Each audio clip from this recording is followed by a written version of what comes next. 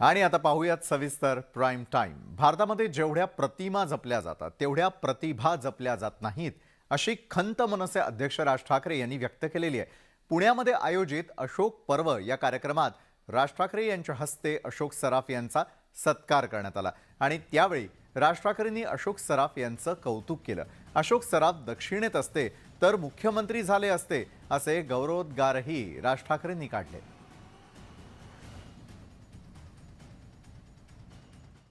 जेव्हा पहिल्यांदा इटलीला गेलो आणि त्या रोमच्या विमानतळावरती मी जेव्हा माझं विमान लँड झालं आणि विमान लँड झाल्यावरती आतल्या एअर हॉस्टेसने जी अनाउन्समेंट केली अंगावर शहार आला माझ्या तेव्हा। आणि त्या एअर हॉस्टेसने अनाउन्समेंट केली की welcome to Leonardo da Vinci airport. एका लिओनार्दो दी विंचीच्या नावाने तिथे एअरपोर्ट असतात, आमच्याकडे कलावंतांच्या नावाने चौक असतात। पण मी त्याच कार्यक्रमामध्ये म्हटलं होतं ना की आपल्याकडे काय आहे, प्रतिमा जेवढ्या जपल्या जातात तेवढ्या प्रतिभा जपल्या जात नाहीत।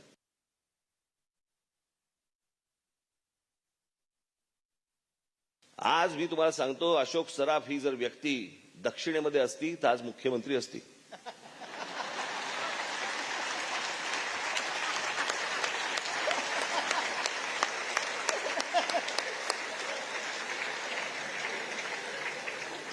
चाळीस फूट कटआउट वरती तुमच्यावरती दूध टाकलं गेलं असतं। पण इकडे आपल्याकडे महाराष्ट्रात काय नाही, अच्छा चांगला कलावंत आहे का, बरं ठीक आहे, एवढ्यावरती आपल्याकडे आटपलं जातं। मला आज कळलं अशोक सर की तुमचं मूळ घराणं हे बेळगावचं आणि तुमचा जन्म मुंबईचा। मला असं वाटतं खरं तर तुम्ही सीमा प्रश्न सोडवलात।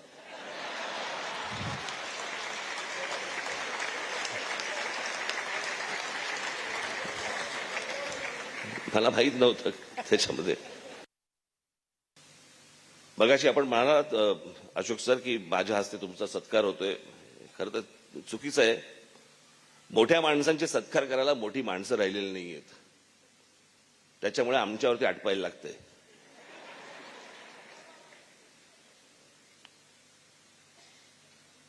मी त्याशी प्रशांत दामलेंच्याही कार्यक्रमाला म्हटलं होतं, आज अशोक सरांच्या तुमच्याही कार्यक्रमाला मी म्हणतो की हे जर समजा तुम्ही जर युरोपमध्ये असतात तर आज इथे व्यासपीठावरती त्या देशाचा पंतप्रधान असता तुमचा सत्कार करायला।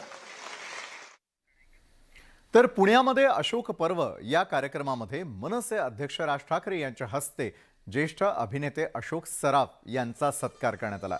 अशोक सराफ यांच्या अभिनय कारकिर्दीला 50 वर्ष पूर्ण झाल्याच्या निमित्तानं हा सत्कार सोहळा आयोजित करण्यात आलेला होता आणि त्यावेळी प्रशांत दामले यांनी अशोक सराफ यांची मुलाखत घेतली।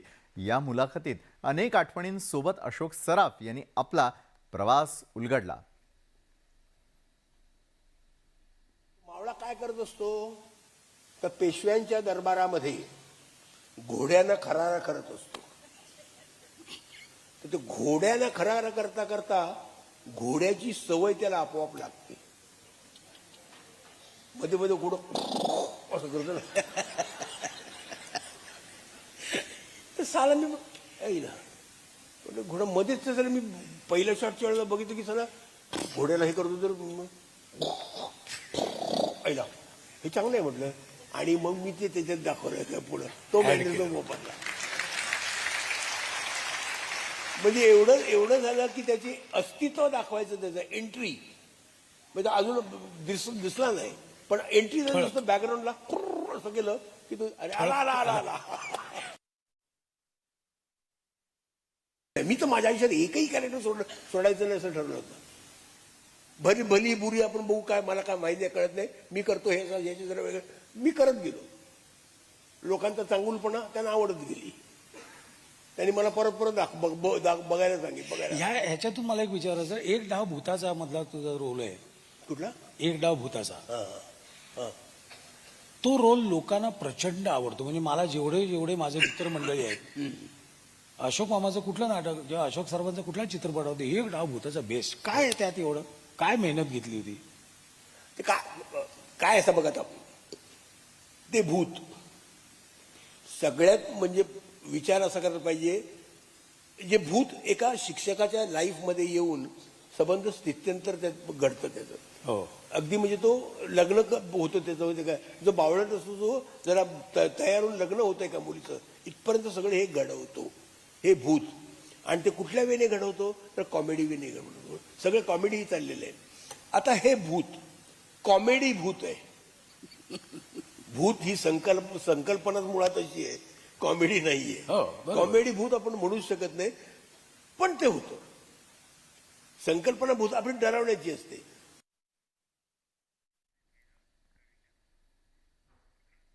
वळूयात पुढच्या बातमीकडे. उर्फी जावेद वरून चित्रा वाघ आणि राज्य महिला आयोगाच्या अध्यक्षा रुपाली चाकणकर यांच्यामध्ये निर्माण झालेला वाद शमण्याची चिन्ह दिसत नाहीत.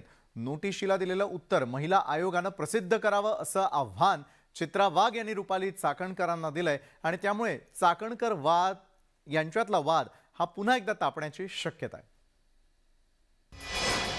वाघ चाकणकर वाद तापला. नोटिशीला दिलेलं उत्तर प्रसिद्ध करावं. वाघांचं थेट चाकणकरांना आव्हान.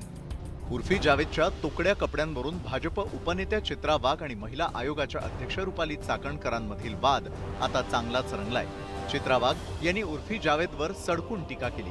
तसंच चित्रा वाघांनी महिला आयोगालाही टीकेचं लक्ष केलं. यावरून राज्य महिला आयोगाच्या अध्यक्ष रुपाली चाकणकर यांनीही चित्रा वाघ यांना प्रत्युत्तर दिलं. त्यानंतर चित्रा वाघ यांना नोटीसही बजावण्यात आली. आता हा वाद आणखीन चिघळत चालल्याचं चित्र दिसतंय. रविवारी सकाळी सोलापुरात पत्रकार परिषद घेऊन रुपाली चाकणकर यांच्या नोटिशीला चित्रा वाघांनी प्रत्युत्तर दिलं. आपल्याला आतापर्यंत 56 नोटिसा आल्यात, त्याला आपण घाबरत नाही. शिवाय महिला आयोगात चाकणकर या एकट्याच नाहीत असं म्हणत चित्रा वाघ बरसल्या. तसंच आपण दिलेलं उत्तर महिला आयोगानं प्रसिद्ध करावं असं थेट आव्हानही चित्रा वाघांनी चाकणकरांना दिलंय. जरा करू देत की त्यांना थोडेसे कष्ट घेऊ देत ना. मी तर आहेच, मी जे दिले ते मी तुम्हाला देणारच आहे.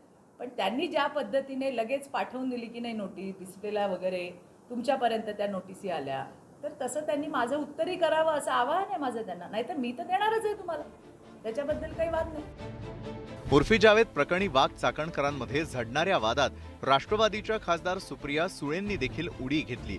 त्यांनी राज्याच्या राजकारणात सुरू असलेले गलिच्छ आरोप प्रत्यारोप थांबवा अशी विनंती केली आहे. की महाराष्ट्र हा पुरोगामी विचाराचा महाराष्ट्र आहे. महिलांना माते समान ज्यांनी सन्मान दिला आणि देशाला दिशा दाखवली अशा सावित्रीबाईंचा हा जिजाऊचा हा महाराष्ट्र आहे. त्याच्या ज्या पद्धतीने आज महिलांबद्दल चर्चा अनेक व्यासपीठांवर होते, अतिशय दुर्दैवी आहे.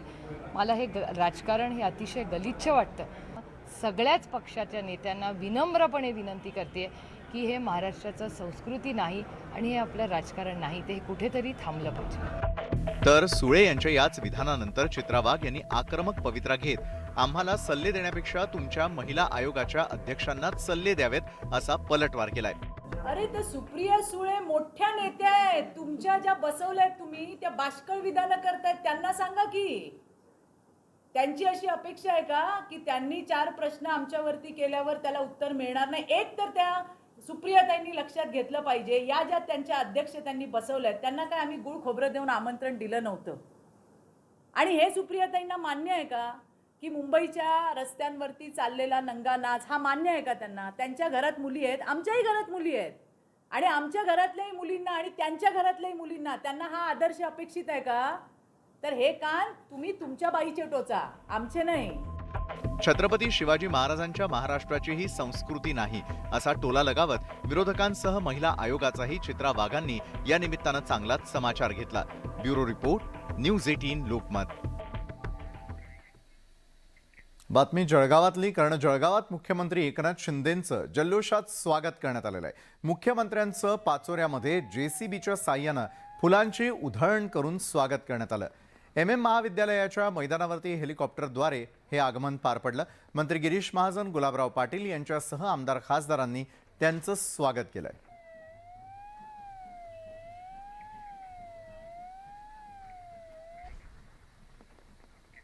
दिलेला शब्द पाळतो म्हणून 50 आमदारांनी माझ्यावर विश्वास ठेवला आणि त्यामुळेच मी मुख्यमंत्री झाल्याचं मुख्यमंत्री एकनाथ शिंदेंनी यावेळी म्हटलं. जळगावच्या पाचोरा तालुक्यामधील लोहारी इथे अखिल भारतीय बडगुजर समाजाचं महाअधिवेशन पार पडलं. या कार्यक्रमाला मुख्यमंत्री एकनाथ शिंदे उपस्थित होते आणि त्यावेळी मुख्यमंत्री एकनाथ शिंदे यांनी कार्यक्रमात जोरदार फटकेबाजी केली. मुख्यमंत्री कसा झाला? कारण दिलेला शब्द पाळतो म्हणून 50 लोकांनी विश्वास ठेवला. गमतीचा भाग सोडा, परंतु माझ्या राजकीय आयुष्यामध्ये जीवनामध्ये मी शब्द देताना विचार करतो, परंतु शब्द दिल्यानंतर मी कधी शब्द पाडू देत नाही, शब्द फिरवत नाही. ही माझी एक काम करण्याची पद्धत आहे. समाज छोटा आहे, समाज छोटा आहे, पण आपण मनाने माणसं मोठी आहात. सगळे मनाचे मोठे लोक आहेत हे बडगुजर समाजाचे. त्यामुळे संख्या आकडेवारीवर मी जात नाही. एकदा शब्द दिल्यानंतर मी शब्द फिरवत नाही. Commitment is commitment. कमिटमेंट एक बार करने के बाद मैं खुद की भी नहीं सुनता हूं. उपमुख्यमंत्री देवेंद्र फडणवीस यांना अटल सन्मान पुरस्कारानं गौरवण्यात आलं. मुंबईमध्ये अटल महाकुंभ कार्यक्रम पार पडला आणि यावेळी फडणवीस यांना अटल सन्मान पुरस्कारानं गौरवलं गेलं. जड अंतःकरणानं हा पुरस्कार स्वीकारल्याचं फडणवीस यांनी म्हटलं. हा पुरस्कार म्हणजे मोठी जबाबदारी असल्याचं फडणवीस म्हणाले. यावेळी फडणवीस यांनी पंतप्रधान मोदी यांच्या परराष्ट्र नीतीचंही कौतुक केलं. तसंच वाजपेयींना खरी श्रद्धांजली द्यायची असेल तर मुंबई पालिकेवर भाजप आणि बाळासाहेबांची शिवसेना युतीचा झेंडा फडकला पाहिजे असं फडणवीस म्हणाले. मी असं म्हणेन की मोठ्या मनानं नाही, अत्यंत जड अंतःकरणाने मी हा पुरस्कार स्वीकारला.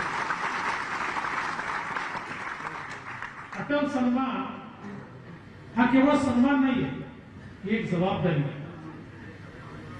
एकदा तुम्ही जर अटलजींच्या नावाचा पुरस्कार स्वीकारला तर तुम्हाला राजकीय सामाजिक जीवनामध्ये चूक करण्याचा अधिकार नाही आहे. तुम्हाला स्वतःबद्दल विचार करण्याचा अधिकार नाही आहे. तुमच्या विचारामध्ये अटल सन्मान मिळाल्यानंतर केवळ समाज आणि देश असला पाहिजे. आज आपल्या देशाचे पंतप्रधान माननीय नरेंद्र मोदीजी नवभारताची निर्मिती करतात. भारताला एका वेगळ्या उंचीवर घेऊन माननीय मोदीजींनी ठेवलंय. आज जगामध्ये भारताची एक ओळख आहे. किंबहुना जगाच्या सर्व देशांना असं वाटतं की आपल्या भविष्याकरता आणि भवितव्याकरता भारतासोबत चांगले संबंध ठेवणं हे आवश्यक आहे. आणि म्हणून आज आपण पाहतो की G20च्या अध्यक्षपदाच्या कार्यक्रमाच्या वेळी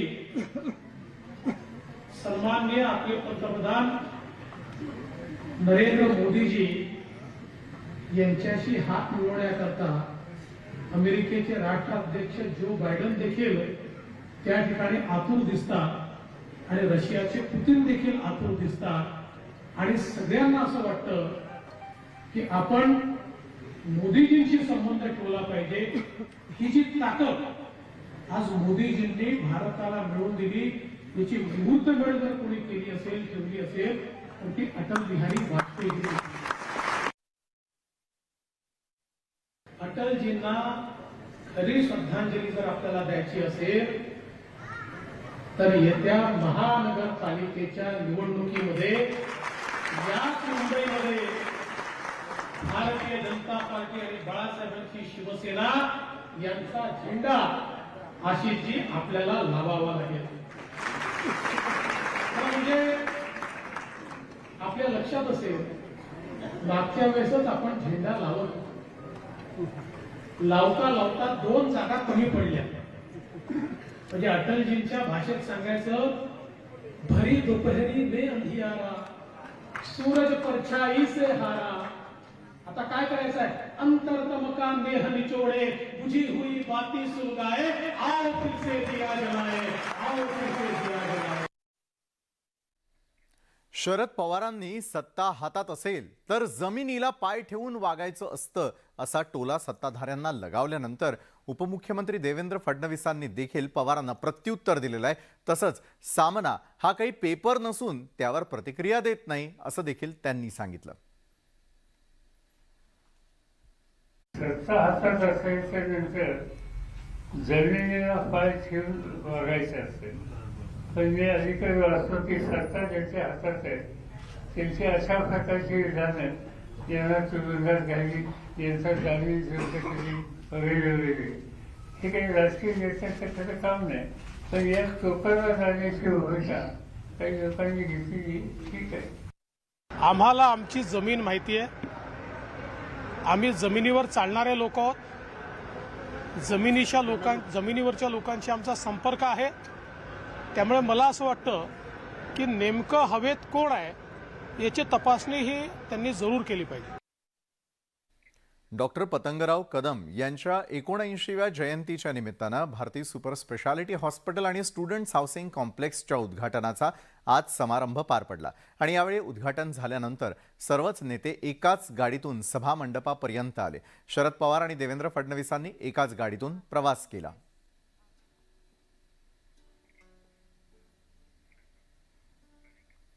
तर याच वेळी पुण्यामध्ये पुन्हा एकदा राजकीय संस्कृतीचं दर्शन घडलं.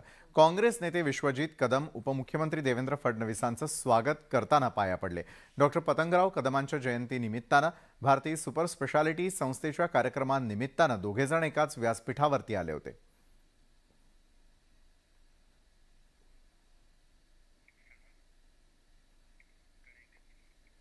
महाराष्ट्र हा सर्वार्थानं श्रीमंत असून राज्यातून 1-2 उद्योग बाहेर गेल्यानं महाराष्ट्राचं काहीही नुकसान होणार नाही असं मत मनसे अध्यक्ष राज ठाकरेंनी व्यक्त केलेलं आहे.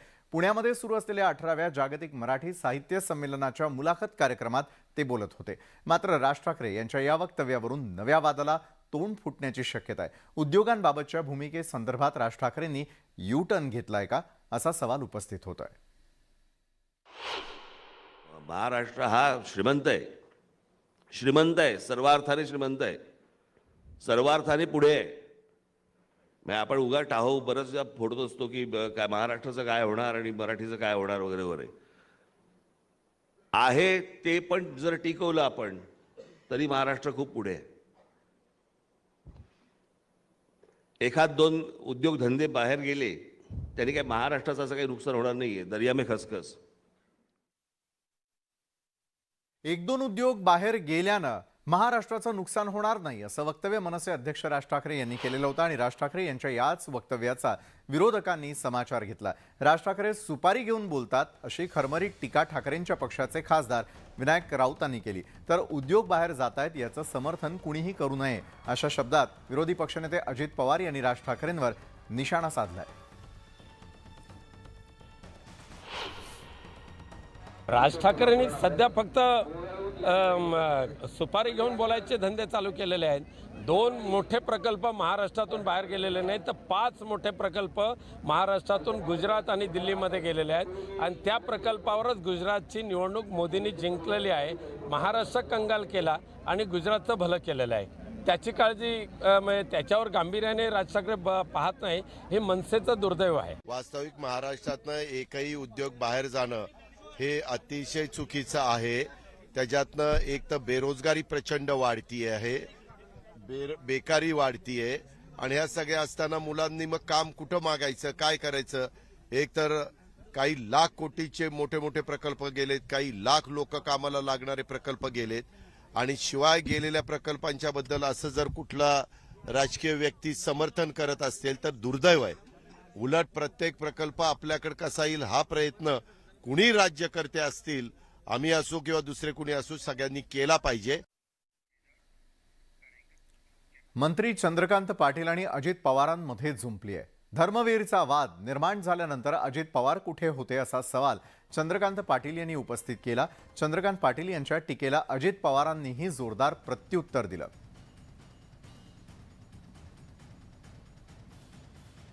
उठसूट दुसऱ्याला टपली मारण्याचा तुम्हाला अधिकार दिलेला नाही. लोक शांत बसतात म्हणून ठीक आहे. मग एखाद्या वेळेला त्याची रिॲक्शन आली की ती किती मोठी रिॲक्शन आहे त्याचा तुम्ही अनुभव घेतला. त्यावरही तुम्ही मुद्दामपणे हेच म्हणाल, आम्ही कोणाची काळजी करत नाही, आम्ही कोणाला घाबरत नाही. मग 4 दिवस कुठे दडून बसला होतात, घाबरत नव्हतात तर. आणि त्यामुळे मला असं वाटतं की दुसऱ्यावर दगड फेकताना आपण काचेच्या घरात बसलो आहोत हे लक्षात घेतलं पाहिजे. एक मिनिट, अधिवेशन कधी संपलं बाळा? कधी संपलं? शुक्रवारी तुमच्या सगळ्या प्रेसशी बोललो. शनिवारी मुंबईला त्या ठिकाणी आलो. रविवारी मला वाटतं 1 जानेवारी का काहीतरी होतं आणि 2 जानेवारी पासून पुन्हा कामाला सुरुवात केली. कुठं वेळ बसलो होतो? मग असं कुठल्याही कुणी जर अशा प्रकारची टीका केली तर आपल्याला पण कळलं पाहिजे ना त्या टीकेत तथ्य आहे का नाही. अजित पवार घाबरून बसणारा नाहीये. भाजपच्या नेत्या पंकजा मुंडे यांच्या मनातील खतखत पुन्हा एकदा समोर आली आहे. महाभारतामधील भीष्म पितामह म्हणजे मी आहे असं पंकजा मुंडे यांनी म्हटलं. भीष्माच्या वाट्याला जे आलं ते माझ्याही आलं असं वक्तव्य पंकजा यांनी केलेलं आहे. नाशिकमध्ये पंकजा मुंडे यांची प्रकट मुलाखत घेण्यात आली. त्यावेळी त्या बोलत होत्या. आपल्याला संधी का दिली नाही याचं उत्तर संधी न देणाऱ्यांनाच विचारा असं म्हणत पंकजा यांनी आपल्या मनातील सल बोलून दाखवली. चर्चा जेव्हा महाभारतावर होते ती नेहमी अर्जुन आणि कर्ण किंवा अभिमन्यू, भीम आणि दुर्योधन यांच्यावर होते. मला असं वाटतं जर महाभारतातला कुठला कॅरेक्टर, आता ह्याच्यावर कुठले विवाद करू नका बाबा, पुन्हा त्याच्यावर विवाद महापुरुषांवर असं होऊ नये, पण महाभारतातलं कुठलं पात्र किंवा कुठलं व्यक्तिमत्व म्हणजे जे माझ्याशी तुम्हाला जुळावंसं असं मला वाटतं, तर आपल्या पित्याला दिलेला शब्द शेवटच्या श्वासापर्यंत जगणाऱ्या भीष्म पितामहाचा कॅरेक्टर मला जास्त प्रभावित करतो आणि मी माझ्या पित्याला शब्द दिलेला पाळण्यासाठी आयुष्याच्या शेवटच्या क्षणापर्यंत माझं आयुष्य वाहून टाकेन. जर मी म्हटलं की ही गोष्ट मी नाही केली तर मग मी नाही केली याचं उत्तर मी देऊ शकते, पण ते मी केलंच नाहीये तर त्याचं उत्तर मी कसं देणार. त्यामुळे मला संधी का मिळत नाही याचं उत्तर संधी देणाऱ्यांनी का दिली आणि नाही देणाऱ्यांनी का नाही दिली हे देऊ शकतील. मी त्याचं उत्तर नाही देऊ शकत. आपण ज्याला संस्कृती म्हणतो ती आपली आचरण परंपरा आहे असं स्पष्ट मत सरसंघचालक मोहन भागवतांनी व्यक्त केलंय. तर सभ्यतेचं प्रमाण कालानुरूप बदलत असतं असंही मोहन भागवत म्हणाले. पुण्यामधील प्रसाद प्रकाशन संस्थेच्या कार्यक्रमाला मोहन भागवतांनी हजेरी लावली होती आणि यावेळी ते बोलत होते.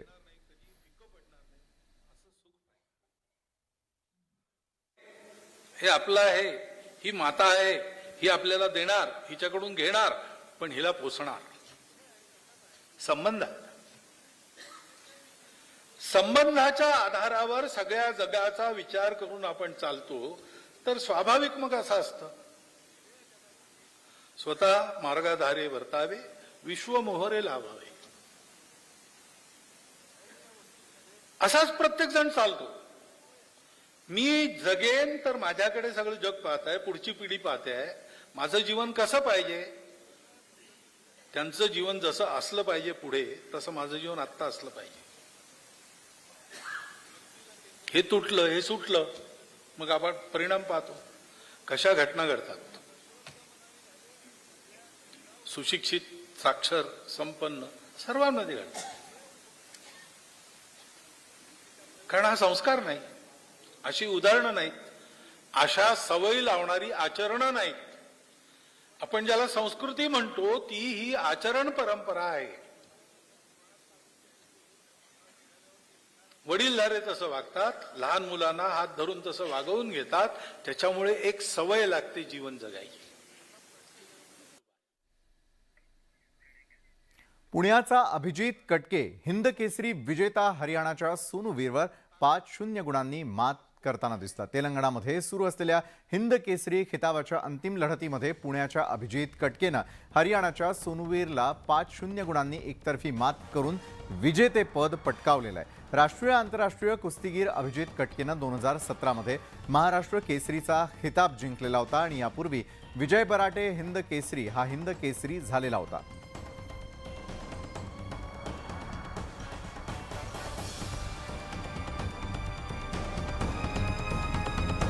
याच संदर्भात अधिक माहिती जाणून घेण्यासाठी आपले प्रतिनिधी चंद्रकांत फुंदे आपल्या सोबत जोडले गेलेले आहेत. तर चंद्रकांत, आपण यावेळेला पाहतोय अभिजित कटकेने केलेली दिमागदार कामगिरी, काय सविस्तर सांगाल?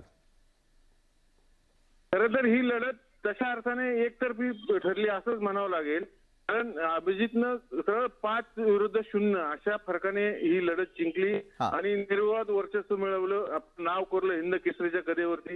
ही आपल्यासाठी तमाम महाराष्ट्रीय मल्लांसाठी अभिमानास्पद बाब आहे, कारण यापूर्वी विजय बराटे या मल्लानं हिंद केसरी आणलं होतं, त्यानंतर एक आता अभिजितने आपल्यासाठी आणलेलं आहे. त्यामुळे निश्चितच महाराष्ट्राचे सगळे कुस्तीगीर परिषदेमध्ये किंवा सगळ्या कुस्तीप्रेमींमध्ये एक आनंदाची लहर आहे, आनंदाचं वातावरण आहे. कारण हिंद केसरी हा राष्ट्रीय स्तरावरचा पुरस्कार मिळणं महाराष्ट्रीय मल्लासाठी एक निश्चितच आनंदाची बाब आहे. नक्कीच धन्यवाद चंद्रकांत आपण दिलेल्या सविस्तर माहितीसाठी. तर अभिजित काटकेची दिमागदार कामगिरी, कारण पुण्याचा अभिजित काटके हिंद केसरीचा विजेता ठरलेला आहे. कटके आणि एकंदरीतच ही महाराष्ट्रासाठी अभिमानाची बाब आहे. तर या होत्या संपूर्ण दिवसभरात घडलेल्या आतापर्यंतच्या अतिशय महत्त्वाच्या अशा प्राईम घडामोडी. तर आजच्या प्राईम टाईममध्ये वेळ झाली इथंच थांबण्याची. ताज्या घडामोडींसाठी पाहायला विसरू नका न्यूज 18 लोकमत.